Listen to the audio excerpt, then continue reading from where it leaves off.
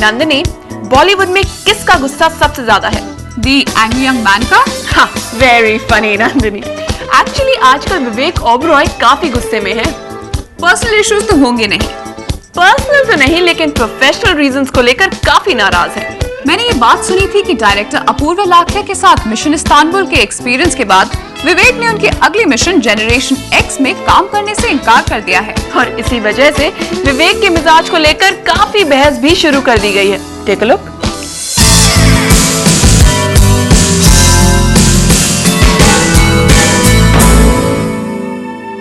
ये है company boy यानी विवेक ओबरॉय। विवेक की पहली फिल्म थी कंपनी, मगर अजीब इत्तेफाक है कि बॉलीवुड के इस हीरो को अब तक कोई कंपनी नहीं मिल सकी।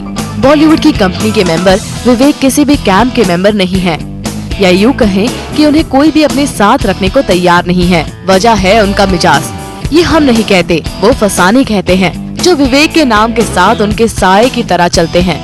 विवेक के कदम किसी भी जगह बाद में पड़ते हैं, उनसे जुड़ी कंट्रोवर्सी वहाँ पहले ही पहुँच जाती है।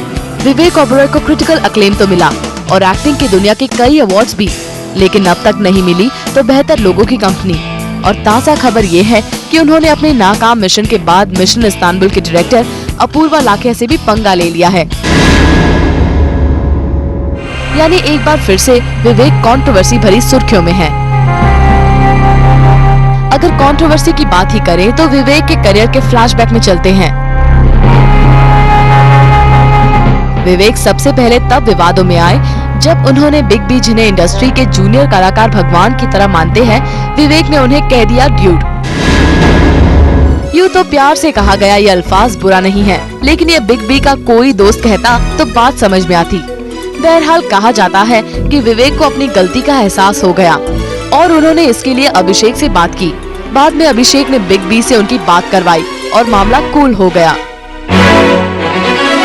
मगर विवेक को तो शायद आदत है कुछ ऐसा करने की जो खबर बन सके। विवेक का फिल्मी करियर ठीक चल रहा था और इसी बीच उन्हें प्यार हो गया।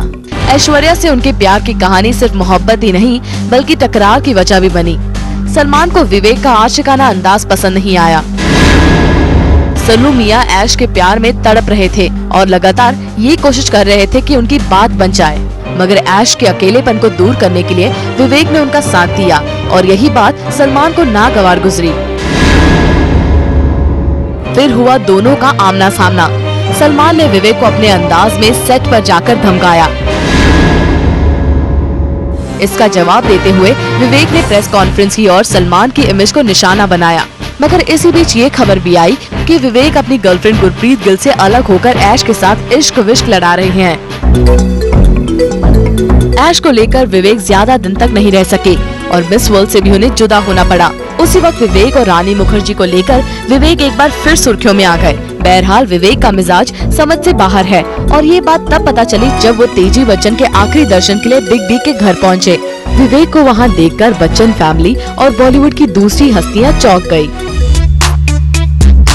फिल्मी सितारों को झगड़ा करना तो खबर बनती है, लेकिन विवेक कुछ ज्यादा ही लकी हैं। वो इसीलिए कि जब वो माफी मांगने को तैयार होते हैं तो भी उन्हें सुर्खियां मिलती हैं। विवेक ने सलमान खान से माफी मांग ली, लेकिन अकेले में नहीं बल्कि सबको बताकर। उन्हें लगा कि वो इससे अपनी इमेज को बेहतर बना सकते हैं, लेकिन ऐसा करने पर एक बार फिर वो सबके निशाने पर रहे। फिल्मों में गैंगस्टर का किरदार बखूबी निभाने वाले विवेक ने रियल लाइफ में अपनी इमेज को बेहतर बनाने की भी कोशिश की। उन्होंने सुनामी के दौरान बेघर हुए लोगों की दिल से मदद करनी चाहिए, तो भी लोगों ने कहा कि ये उनका पब्लिसिटी स्टंट है।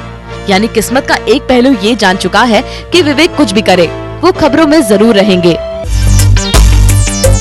कुछ दिनों पहले की बात है जब विवेक के नाजुक मिजाज को लेकर उनके डैडी और हर कदम पर उनका साथ देने वाले सुरेश ओबरॉय उनसे नाराज हो गए थे।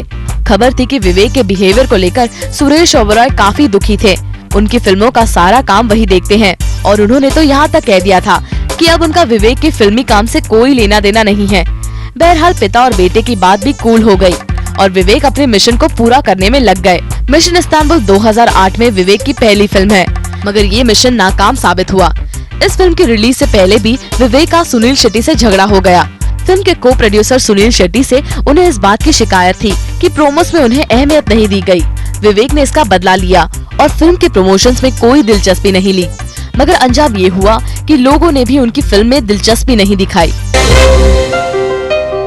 फिल्म फ्लॉप होने को लेकर विवेक सबसे ज्यादा दोषी मानते हैं अपूर्व लाखिया को। मल्टी स्टारर फिल्म में अपने किरदार को लेकर वो पहले भी नाराजगी जाहिर कर चुके थे।